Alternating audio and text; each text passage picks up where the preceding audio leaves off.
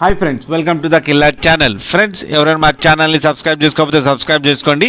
అలాగే ఎవరైనా మీ డాగ్స్ అమ్మాలనుకుంటే మా ఛానల్ వాట్సాప్ నెంబర్కి మెసేజ్ పెట్టండి.